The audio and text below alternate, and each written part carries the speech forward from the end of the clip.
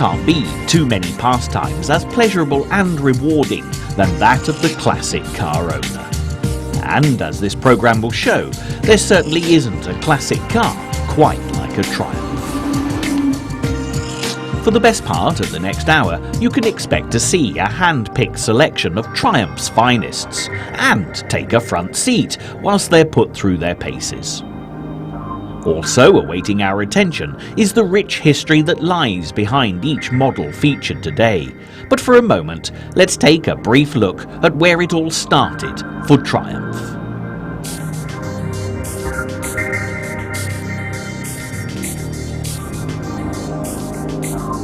The story behind the famous name begins in the year 1885, when Siegfried Brittmann started to make and sell bicycles in the English city of Coventry. Brittmann built his first motorcycle in 1902, but it was almost 20 years after this that he branched out into the business of motorcars.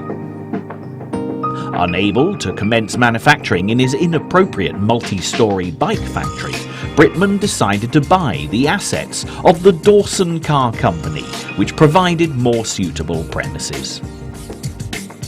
Brittmann soon produced his first ever car, the Triumph Light, with a 1.9-litre engine. However, it wasn't until the 1930s that the company officially acquired the name of Triumph Motor Company. Also making his way into the limelight was a young and ambitious gentleman named Donald Healey, who was becoming quite an achiever on the trial and rally circuit. Success in an international rally or acclaimed tournament was excellent publicity for a car manufacturer and a virtual guarantee of good sales. Triumph, competing in many events during the 1930s and earning a sporty reputation, saw how they could benefit from Healey's talents and approached him to drive the Triumph's Super 7 in Le Mans' 24-hour race. This marked the beginning of a good relationship between Triumph and Healey, and by 1934 he'd become the company's experimental manager. Healey's ideas always gave way to an exceptional car. His first Triumph creation was the Dolomite, a sleek two-seater with stretched bonnet and exposed chrome exhaust. The Dolomite name went on to grace a range of successful Triumph cars. Sheffield-based business T.W. Ward later purchased the Triumph company and placed Healey firmly at the top as general manager. However, with a world war looming overhead, the Triumph Motor Company felt the pressure and sadly went into liquidation in 1939. As we now know, this was far from the end for Triumph Motors. In fact, some of its best years lay ahead. Sir John Black, owner of the Standard Motor Company, bought the bombed-out Triumph factory in 1945, and with big plans in mind, Triumph engineers got straight to work.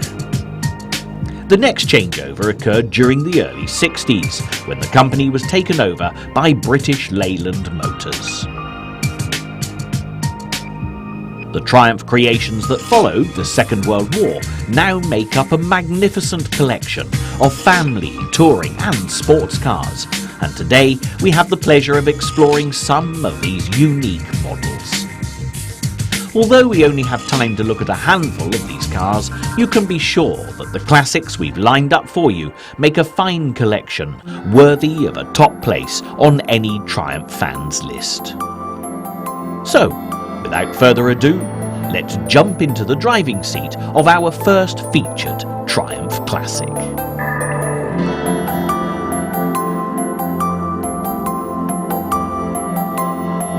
The TR2 was the forerunner of a long and successful range of TR models and was responsible for popularising the Triumph name in America.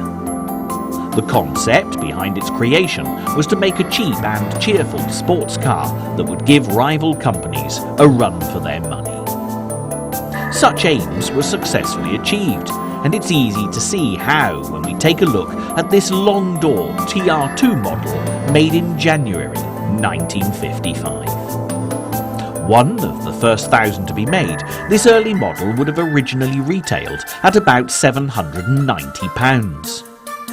In 1976, however, this particular car was bought for an unbelievable bargain price of just £90. As the price may well tell you, back in 1976, this model did not resemble the gleaming, healthy specimen that we see today. Back then, as a young and enthusiastic 19-year-old, this Welsh-based Triumph collector had unknowingly taken on a 3-year restoration project. Initially, the car was purchased as a practical solution for getting a young man from A to B. Little did he know that the next few years would be a valuable learning curve that would result in his everlasting passion for the classic Triumph sports car.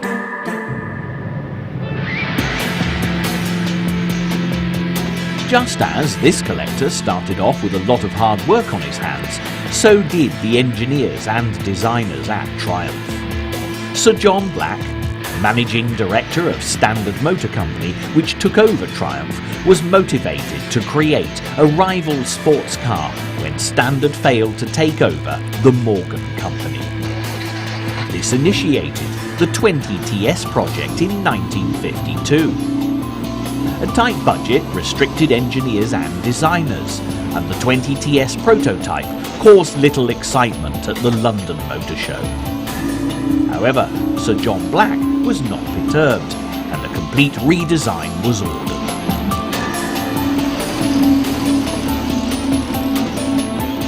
The new, improved model fashioned a more rigid, ladder-type chassis frame, longer body and bigger boot. A 4-speed gearbox and coil spring suspension were also installed. Thanks to the robust 4-cylinder engine with overhead valve, powerful enough to power a farm tractor, an impressive top speed of 100 miles per hour could be achieved. Demonstrating more speed, style and smoothness than the 20TS model, the TR2 was presented at the 1953 Geneva Motor Show. The first production TR2 rolled off the assembly line at Canley in August of that same year, during which only 250 cars were built. Owners of the early models, such as this TR2, experienced a slight problem when they found that on opening their car doors, the bottom would sometimes scrape along the curb. As a result, the early model became known as the Long Door TR2. 4,001 long door models were made in total. And in response to the problem, Triumph shortened the door skins, and the adjusted model became known as the small mouth short door car.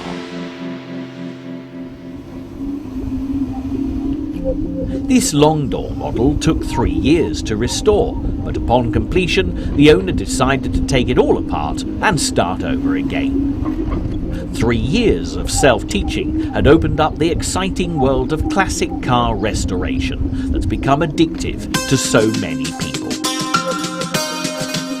Embarking upon a restoration project such as this, one may find that certain parts tend to be missing. TR2 restorers have found that the steering wheel, horn push and seats are common missing parts. The biggest problem that this TR2 enthusiast has encountered is rust. But as one can see, the rust hasn't won yet. How does this TR2 owner manage to keep the bodywork so vibrant and gleaming though? Expensive creams, waxes and modern equipment play no part. Think more along the lines of vinegar, water and newspaper. A simple solution of water and vinegar is made and polished over the paintwork with the newspaper. Hey presto, a good as new look is achieved, not a smudge or a smear in sight. One unique feature of owning such a machine is the absence of any keys. But who needs keys when you have a starter push button? In this day and age, some people may see this as a major disadvantage. Others would see this feature as a mark of originality and a sure sign of the timelessness of the classic TR2.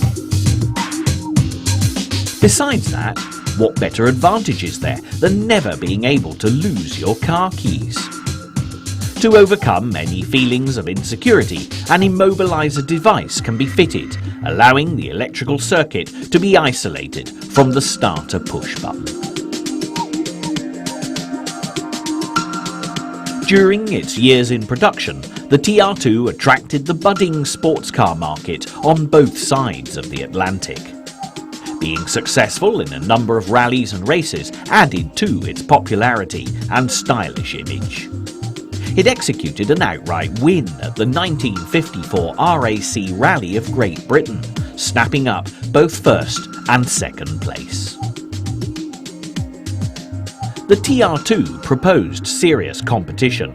Its top speed exceeded that of the MG's TF by 20 miles per hour, and with optional overdrive it could reach 108. The Road and Track magazine in America even recorded 0 to 60 miles per hour within 12.2 seconds. America was particularly impressed with this, not only fast but also economical Triumph car, and the majority were exported to US dealers. Colours in the TR2 range included black, pearl white, British racing green, birch grey, olive, and of course the most popular of all, signal red. With slight changes in style and an increased engine power, the TR2 evolved into the TR3. This was the first mass-produced sports car to offer front-wheel disc brakes as standard. Further improvements led to the creation of the TR3A and TR3B, and then in 1961 the TR4. One of 8,628 to be produced, this TR2 has lived a long and dynamic life, travelling as far as Holland. It's a fine example of the stylish model that became forerunner to a line of successful TR collectibles, and displays all the glorious features that made the TR2 such a definitive model within the sports car market.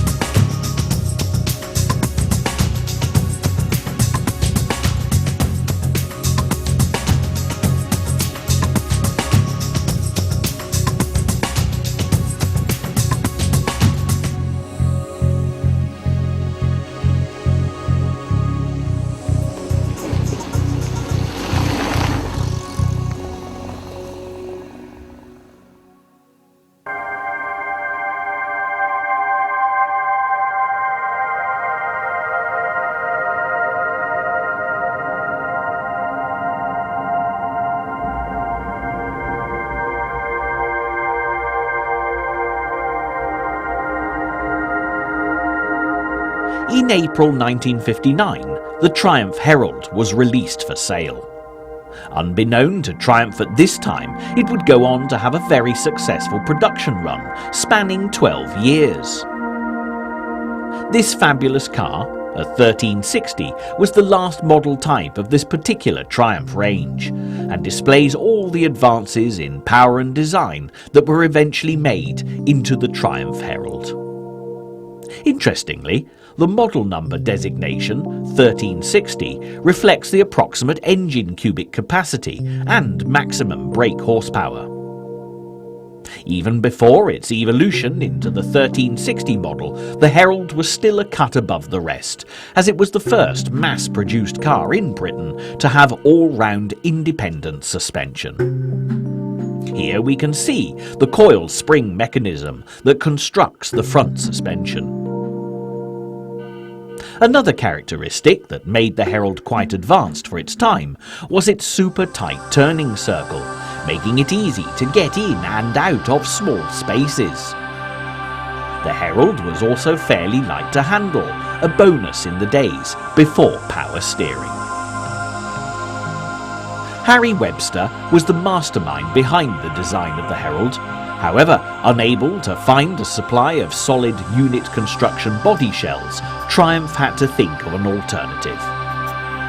The option was to use separate body panels bolted and welded onto a separate chassis.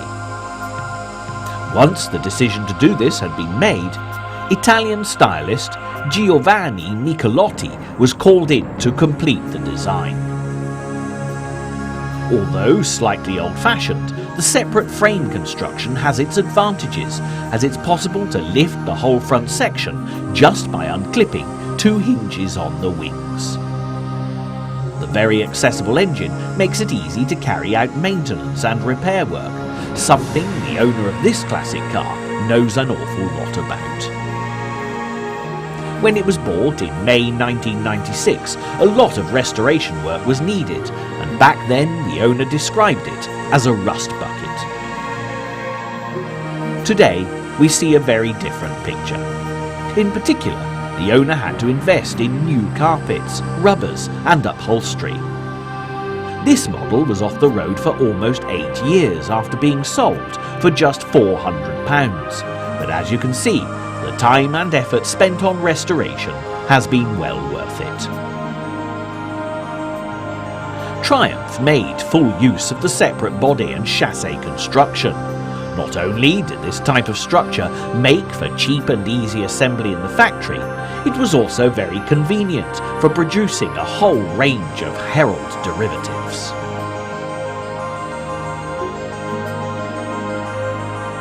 The first Herald model was the Coupe, soon joined by the more spacious saloon. And in March 1960, the convertible followed. Engines of the Coupe and convertible were fitted with twin carburetors as standard, as this 1360 also displays, and later this became an option for the saloon.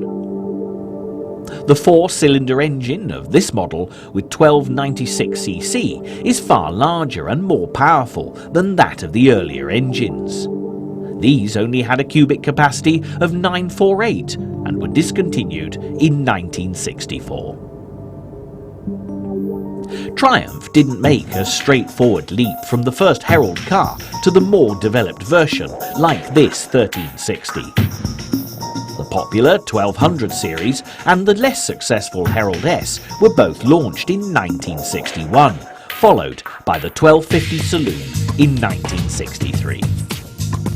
Sturdier frames, larger engines and stylistic revisions meant that bigger and better packages were offered each time. The ongoing improvements were spurred along by the competition that was ever looming, each car manufacturer striving to dominate the market. As we now sit back to experience the driving performance of this Triumph Herald, we can also take the time to explore the earlier models that paved the way for the more advanced 1360.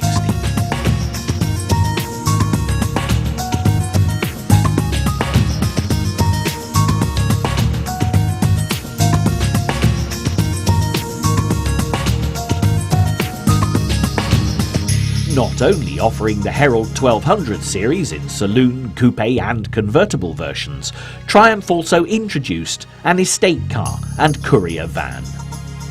Unfortunately, due to disappointing sales, the coupe model was soon dropped, becoming one of the rarest cars of the Herald range. But the 1200 series has a lot to be credited for. When launched in 1961, its 1100 47cc engine was thought to be an ideal choice for the Amphi car. Thoughts were soon turned into action, and in 1962, the first Amphi car to swim the British Channel contained the Herald 1200 engine. we must also consider the classic Vitesse, a close relation of the Herald family, often thought of as a more upmarket version. Launched in 1962, the Vitesse incorporated the sturdy frame of the Herald 1200 and a newly styled front section with a 6-cylinder engine shoehorned into place. In fact, the bonnet and front grille of this 1360 were designed in line with that of the Vitesse. The Triumph Herald also paved the way for some of the other all-time classics, such as the GT6 and Spitfire sports cars. The next step up from the 1200 was the 1250 Saloon. It beat the 0 to 60 miles per hour record of the 1200 series by 3 seconds, although this was soon left behind with the introduction of the 1360 in 1967.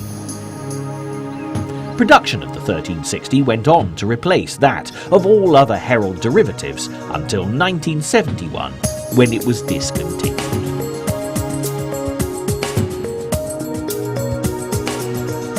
With its unique character and practicalities, the Triumph Herald is highly regarded among today's classic car enthusiasts.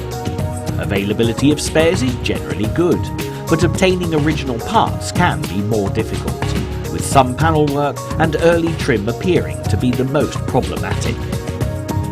Club support for the Herald is excellent. The Triumph Sport 6 Club, based in Leicester, is a good one for any Triumph lover, but one of its primary aims is to promote the preservation of the Herald chassis.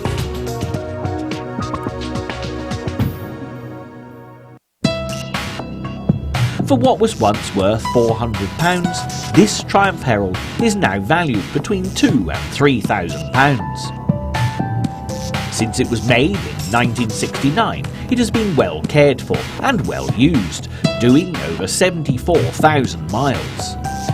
This Herald owner would recommend any collector to visit one of the countrywide shows that cater for the Herald enthusiast. But above all, he advises anyone taking on a similar project to make sure it's okay with their wife first.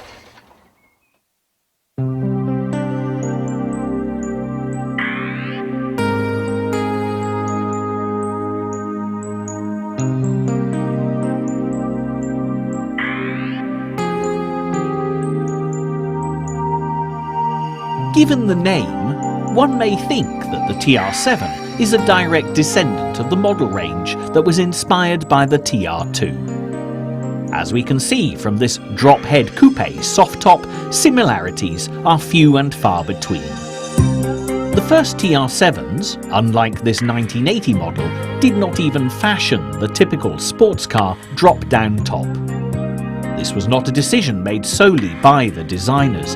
As you'll see, other factors influenced how the first models were to take their shape. First though, let's explore this superbly cared for 2-litre engine TR7. In 1993, one lucky enthusiast found himself an offer that was hard to refuse. While similar models were selling for £2,000 to £3,000, this one was bought for £1,750. 10 years later, and the restoration process continues. The headlights still remain a mystery to this collector due to the complicated wiring, and rusting has led to a new fuel tank being installed.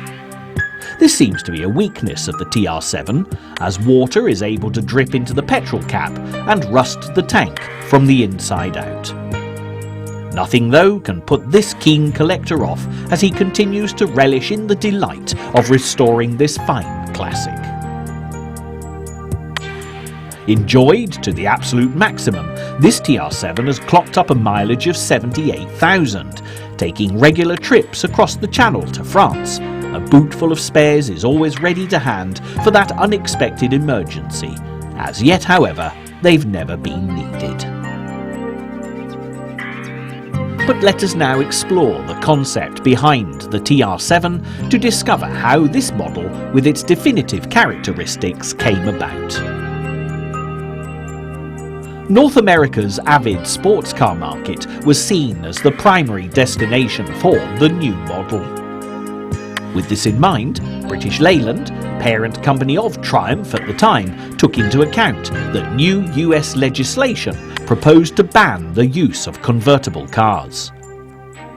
Not only this, but the proposed legislation would also require minimum bumper and headlight heights, as well as bumpers that could withstand a 5-mile-per-hour crash. Harris Mann, stylist at the old Austin Morris Studios, was appointed principal TR7 designer and had to come up with something that would comply with the proposed legislation. Thus, in the January of 1975, the revolutionary wedge-like shaped sports car was born. During this year, the TR7 was available for American export only, and in May the following year it went on sale to the rest of the world. The low front, high tail characteristics truly distinguish this particular TR model. In fact, advertisers based their campaigns on the unique shape, producing slogans such as "the shape of things to come" and "get into the shape." Very often, the car would simply be referred to as the shape. However, the wedge-like appearance was not to everybody's taste. On top of this, Triumph lovers were disappointed with the mere 4-cylinder engine and Morris Marina 4-speed gearbox. As it turned out, the proposed legislation that had influenced the TR7's design did not go through. This was not good news for the TR7, as the more traditional soft-top sports car, such as the TR6, Spitfire and MG, were still available. Triumph quickly addressed some of the criticisms by replacing the 4-speed gearbox with a Rover STI 5-speed box. Later, in 1979, the drop-top model was added.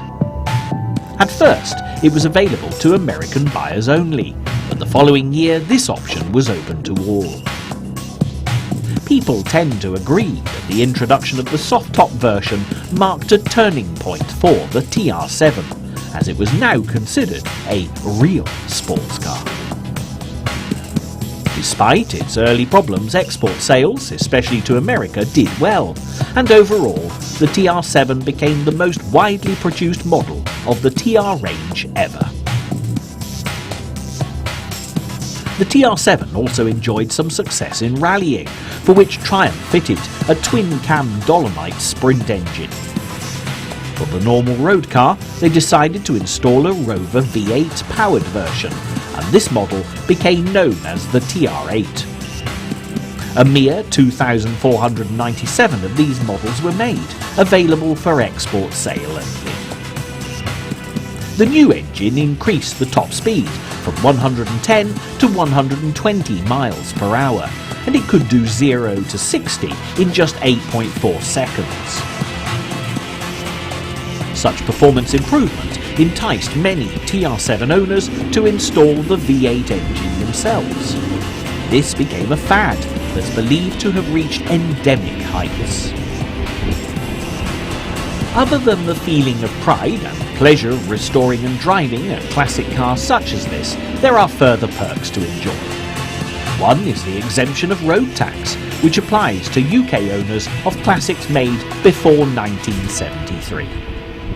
Although this collector does not benefit from this particular bonus, he does enjoy a cheaper classic car insurance.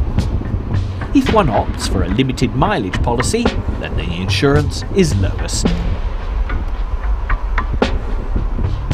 Altogether, 3 different factories were responsible for manufacturing the TR7. Although this specimen started off life in the Speak factory at Liverpool, certain events led to its completion elsewhere.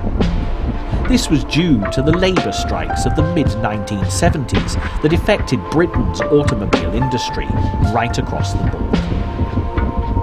Sabotage was common, and, unfortunately, the Speak factory suffered quite badly, leading to its permanent closure in 1978. Production continued at Canley. This is where today's model was finally finished. The third factory opened in Solihull, where, in October 1981, the last TR7 was made. The final model is now held at the British Motor Heritage Museum in Gaydon, Warwickshire. With its colourful history and revolutionary looks, the TR7 has accumulated a faithful following among today's Triumph fans, continually growing in popularity. This collector would certainly agree, and recommends any enthusiast to join one of the nationwide TR clubs.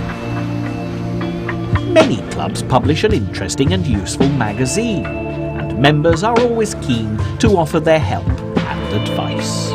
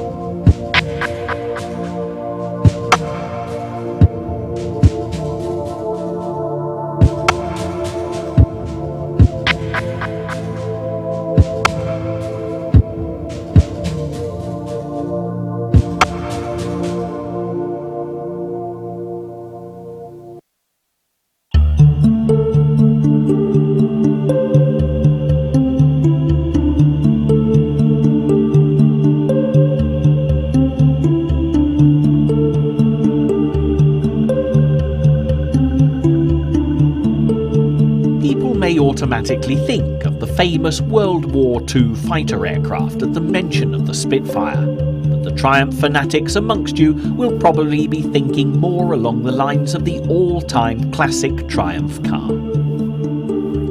The exact details of how Triumph adopted the famous name have been lost in the realms of history, although it's thought that it could have been something to do with the company's role in producing Spitfire aircraft parts during the war.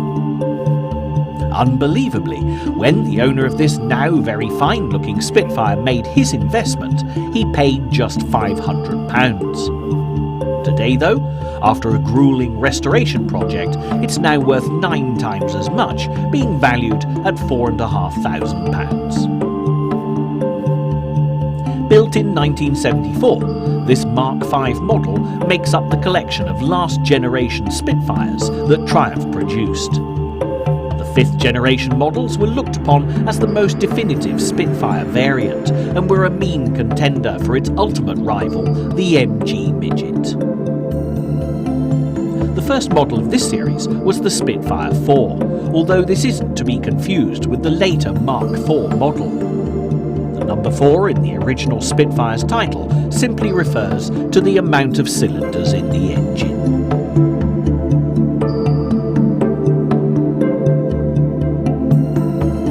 Due to disruptions such as the company's near bankruptcy and the takeover by Leyland Motors, it was a close call as to whether the Spitfire would be produced at all.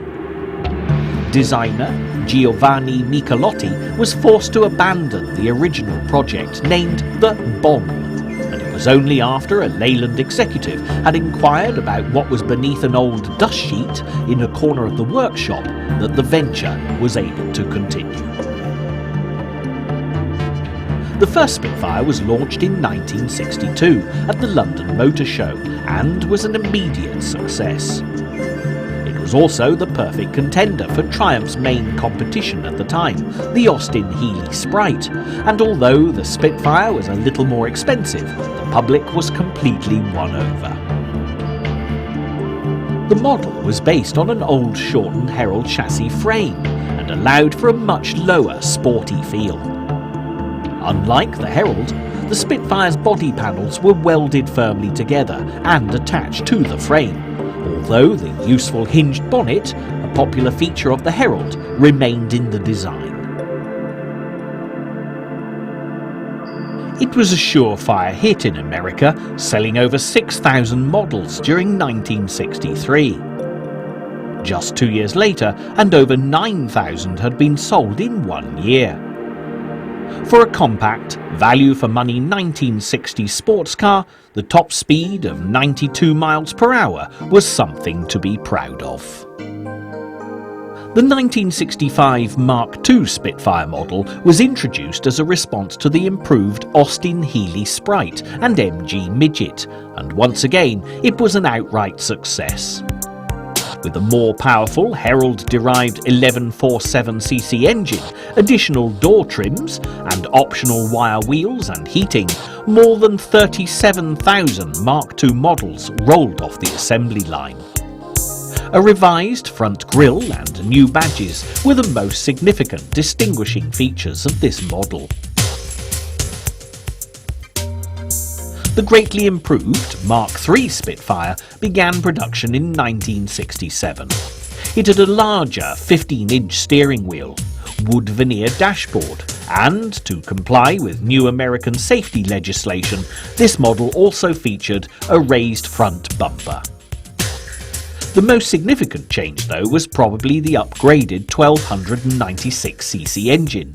Staggeringly, over 65,000 Mark IIIs were produced, including the 100,000th Spitfire model ever to be made. The Mark III also came with a new and improved folding top, which was previously more of a build-it-yourself roof to be stowed away in the boot. The new roof was more or less permanently attached to the car.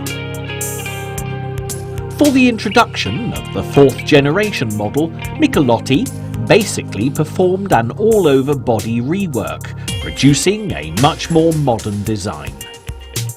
The wheel arches became slightly flared, the front less fussy in detail, and the windscreen dimensions increased upwards.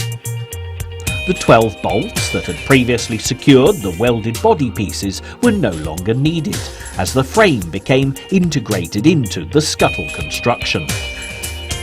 The shape of the car was enhanced further still by replacing the 2 small bumpers on the rear corners with an all-in-one larger bumper. The stylists made further improvements to the roof, adding plastic mouldings for increased head protection. They also came up with a new hardtop version that offered a much flatter effect. By the end of its production run in 1974, the Mark IV Spitfire had become slightly underpowered. Although the 1493cc engine had been introduced onto the US market during the Mark IV series, emission regulations meant that the engine power was not given the room to reach its full potential. With a review of the situation, Triumph introduced the 5th generation series, the Spitfire 1500, which gave other markets around the world the option of the larger motor. Now mated to a Marina gearbox, the new engine could produce 71 brake horsepower, and for the first time in the Spitfire's history, the car could reach a top speed of 100 miles per hour. Thanks to improved torque, the car also gives a far more flexible drive. Over the following years, Triumph was particularly keen to keep up with the fashion of the times. In 1976, the company decided to reduce the flashes of metal and chrome by replacing the stainless steel windscreen wipers, along with the chromed door handles and mirrors, with a less conspicuous matte black furnishing. Further amendments the following year included the introduction of TR7 column stalks, and seat furnishings were kitted out in a cloth vinyl material. After 18 long years of production, British Leyland felt that the Spitfire could no longer contend with the increasingly competitive market. Also falling victim to the constraints of American safety and emissions legislation, the future of the Spitfire could sadly not be secured. The last Spitfire, an Inca Yellow 1500, rolled off Canley's assembly line in August 1980 and is now on display at the British Motor Heritage Museum in Gaydon.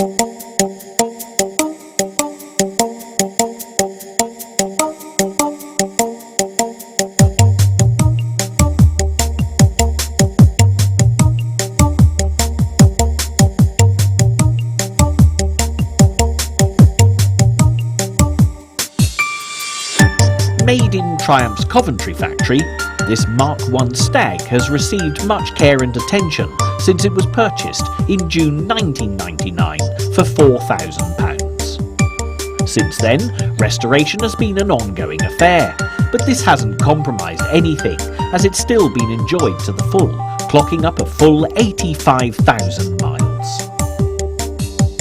Although mass production of the Triumph Stag began in 1970, the idea was planted several years before in 1964, when Giovanni Michelotti decided to create a car for the forthcoming Turin Motor Show. Already on good terms with Triumph, he approached engineering director Harry Webster to see if they had a surplus works vehicle that he could use as a basis.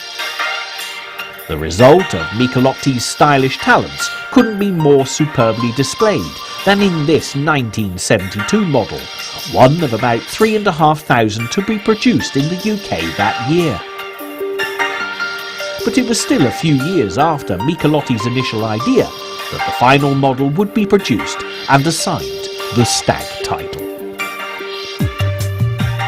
Originally, Harry Webster had provided Michelotti with an old Triumph 2000, hot off the racing circuit, where it had been a support vehicle for the Spitfires in Le Mans' 24-hour race.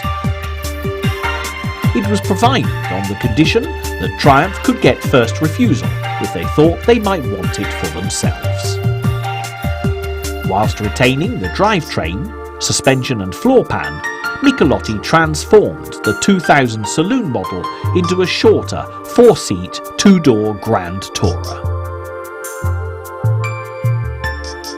Once again, Michelotti had applied his unique flair, wowing the people at Triumph so much that the new creation was taken in and reviewed for mass production. It never did grace the Michelotti stand at the 1964 Turin Motor Show. Sales release was set for 1968, but the car, originally designed as a showpiece, was not quite ready as a production vehicle, and a few alterations had to be made before the public could safely get their hands on it. One change was the incorporation of an overhead bar to provide rollover protection and a secure, rigid frame. This T-bar has become a distinctive characterising feature of the Stag.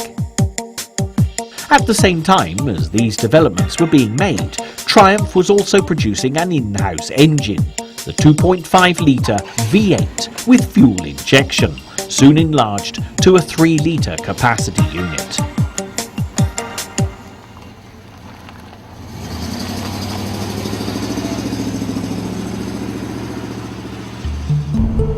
Eventually, by June 1970, the Stag, featuring Triumph's new V8 engine, was available to the British public, and exports to America began the following year.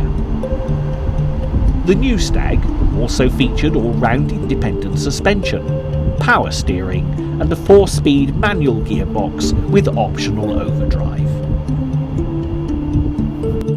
The Mark I Stags made for the American market were slightly different, having lower power emission control and side marker lights, with the Stag motif positioned under the rear side lamp.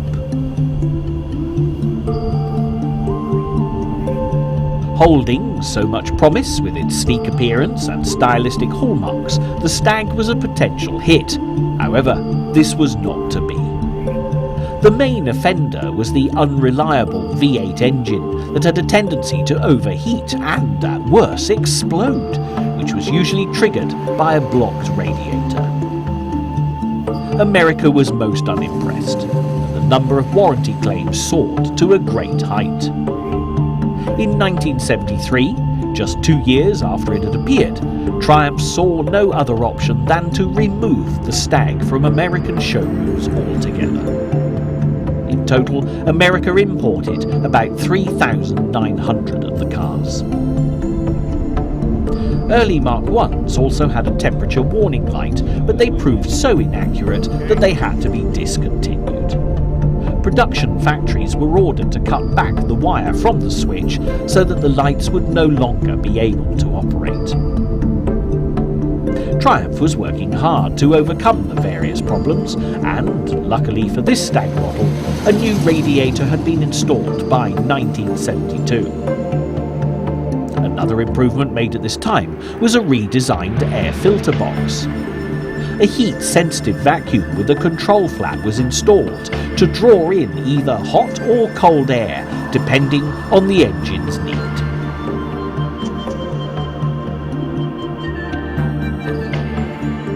With some further technical and cosmetic changes, the Mark II Stag models were introduced in February 1973. Among other alterations, gauge needles that had pointed down in the Mark I model now pointed up. The front seats were adjusted for headrest fixtures, and a smaller steering wheel was fitted. A few changes were made to the engine, including a reshaped combustion chamber and a dome top added over the pistons. The manual with overdrive became standard in Mark II Stags and used a J-type overdrive as opposed to the A-type in the Mark I models. Other differences incorporated a laminated windscreen, the absence of side windows in the soft tops, and a stylistic tweaking of the interior designs. But even with such modifications, the Stag did not go on to be an outstanding marketing success. And although further minor improvements were continually made, Triumph discontinued production in June of 1977. In total, over 7 years, Triumph produced 25,877 of the Stag models. Today, the Stag evokes a much happier story and is a greatly celebrated model of the Triumph range. As we can see for ourselves, with proper care and attention, the Stag performs to a superb standard. The original maximum speed of 120 miles per hour and a 0 to 60 of 9.3 seconds could certainly give some vehicles on the road today a run for their money. Restoring a classic car is always a satisfying process, and anyone embarking on a project of their own will be pleased to know that obtaining spare parts for a Stag model shouldn't prove too problematic. Embraced by thousands of loyal devotees, the Stag has become a true Triumph classic, with a whole network of clubs at home and abroad to pursue interests and gain knowledge. Events for the Stag are held at both local and international levels and can vary from a day of competitions and fun social activities to a weekend break on the continent.